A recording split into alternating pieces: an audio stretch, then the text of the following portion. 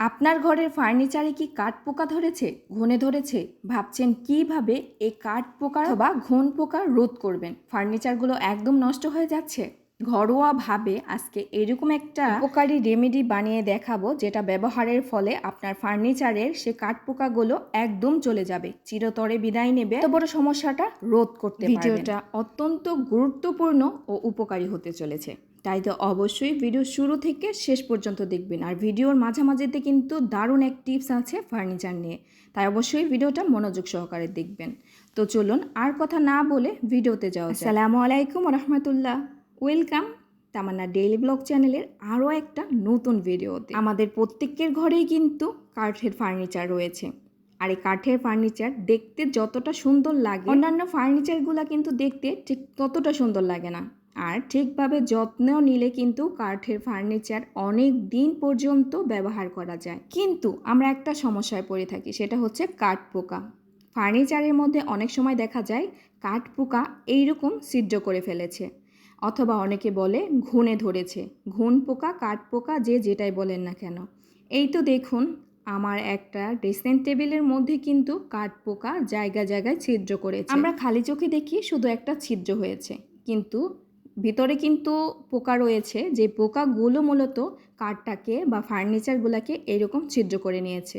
তাই এই পোকাগুলোকে কিন্তু আমাদের জানাতে হবে। আর ঘরে বসে এই রেমেডিটা বানিয়ে এইভাবে আপনার ফার্নিচারে যে যে জায়গায় কাঠ পোকা হয়েছে, কাঠ পোকায় আপনার ফার্নিচারগুলোকে এরকম ছিদ্র করে দিয়েছে, সেইখানে একটা চামচের সাহায্যে খুব ভালোভাবে হচ্ছে সেই ছিদ্রের মধ্যে আমার বানানো এই রেমেডিটা এইভাবে দিয়ে দিবেন।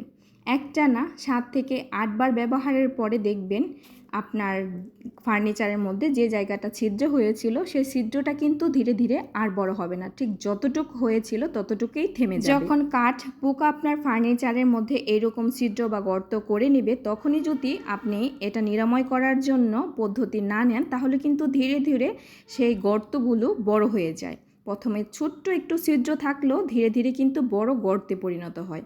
তাই তো ছোটো ছিদ্র থাকা সময়ই আপনি এই রেমেডিটা বানিয়ে এভাবে ব্যবহার করুন। ইনশাল্লাহ কাঠের ভেতরে যত পোকা আছে সেগুলা চলে যাবে। তো শিখে নিলাম, তো চলুন এখন জেনে নেই কিভাবে এই রেমেডিটা ঘরে বসে বানাবেন। এটা খুবই গুরুত্বপূর্ণ, আমি কিন্তু আমার ফার্নিচারগুলোতে ব্যবহার করে থাকি।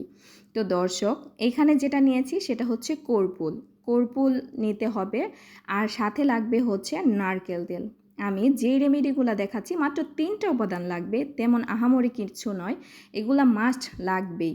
ফার্নিচার সময় ধরে, যুগ যুগ ধরে ভালো রাখার জন্য, ভালোভাবে ব্যবহার করার জন্য অবশ্যই সঠিক পরিচর্যা করতে হবে, সুন্দরভাবে যত্ন নিতে হবে। তো কাঠের পোকা রোধ করার জন্য, যেখানে গর্ত হয়েছে, ঘুনে ধরেছে বা কাঠ পোকায় খেয়েছে, সেটা রোধ করার জন্য অবশ্যই এই উপায়টা অবলম্বন করবেন।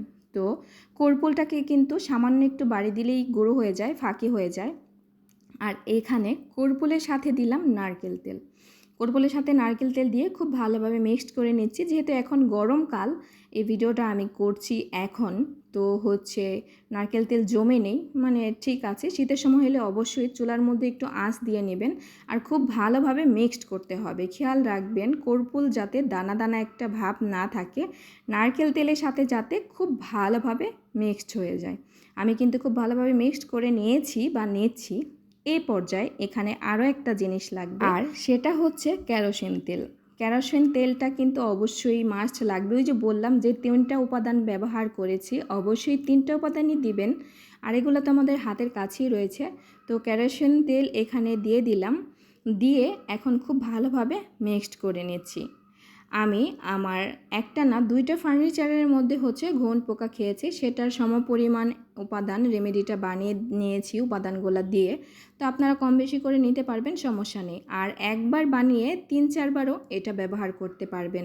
একটানা 5-6 বার এই আপনার ফার্নিচারে যে জায়গায় ছিদ্র হয়েছে এটা দেবেন। দেওয়ার পরেই হচ্ছে দেখবেন সেই যে গর্ত করেছে কিংবা ছিদ্র হয়েছে, ঘুন পোকায় খেয়েছে, ওইটা আর বড় হচ্ছে। আর আমি কিন্তু এইভাবেই আমার ফার্নিচারগুলো যত্ন নিয়ে থাকি। যে উপরেটাই দেখেন আমি যেখানে এখানে তো দিচ্ছি এই রেমেডিটা, ব্যাস তৈরি হয়ে গিয়েছে। এইভাবে দিয়ে 5-7 বার ব্যবহার করেই যে দোকান থেকে কিনে আমরা খেয়ে থাকি, চুইংগাম বলেন, সেন্টার ফুড যেগুলো আছে এগুলো একটু চিবিয়ে তারপরে হচ্ছে ফার্নিচারের মধ্যে দিয়ে আটকে দিয়েছে।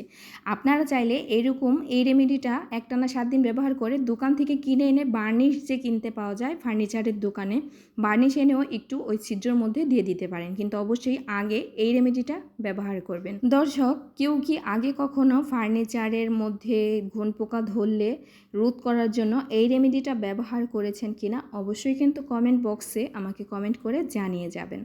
তো সবাই ভালো থাকবেন, সুস্থ থাকবেন। আজকের মতো এখানেই বিদায় জানাচ্ছি। আর এইরকম আরও নতুন ভিডিও পাওয়ার জন্য অবশ্যই কমেন্ট করবেন। আল্লাহ হাফেজ।